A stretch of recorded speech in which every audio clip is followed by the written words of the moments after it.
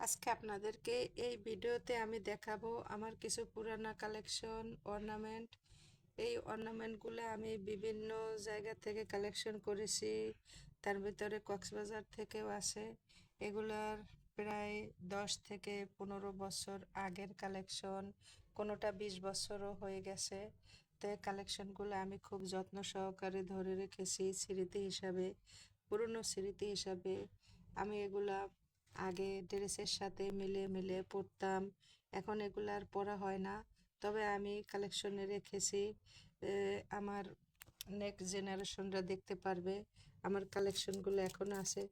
যদি এগুলা খুব দামি না, কিন্তু এখনকার বাজারে এগুলো খুবই অতুলনীয়, কারণ এইগুলো এখন আর পাওয়া যায় না, আর পাইলেও সেটা অনেক দাম।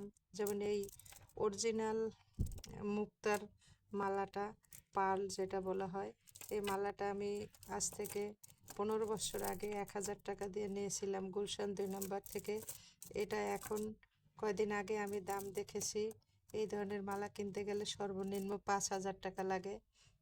এবং এই হ্যাঁ, হাতের ব্রেসলেট এর সাথে মালা সহ আমি কক্সবাজার থেকে এনেছিলাম, খুবই অল্প অল্প দাম, কিন্তু এখন এগুলো অনেক দাম, তারপর পাওয়াও যায় না।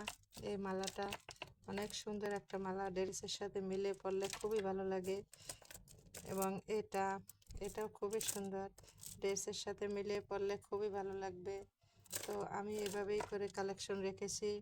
আর সবচেয়ে পছন্দের একটা ব্যাগ, কিউট একটা ছোট্ট ব্যাগ, আমার এক মহিলা বস, থাইল্যান্ড ওনার বাড়ি। উনি যখন নিজের দেশে যেতেন তখন কিছু না কিছু আমার জন্য গিফট আনতেন। এই ব্যাগটার সাথে ছিল এই কিউট পারফিউমটা। এই পারফিউমটা যদিও শেষ হয়ে গিয়েছে, আমি তার কন্টেনারটা আমি সেভ করে রেখেছি, কিপিং করে রেখেছি আমি স্মৃতি হিসাবে।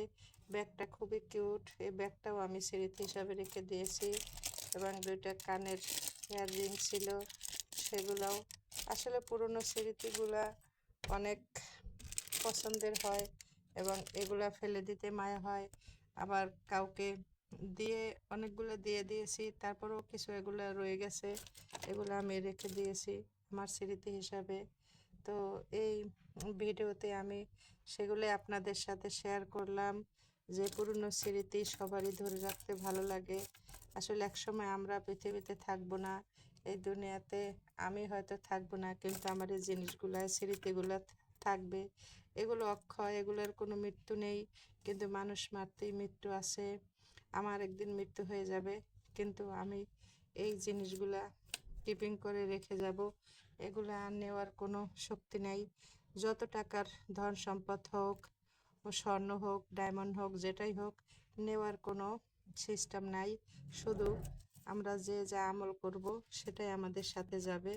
তো তারপরেও আমরা কিন্তু এগুলা কিপিং করি, দেখার জন্য, স্মৃতি হিসাবে ভালো লাগে। ভালো থাকবেন।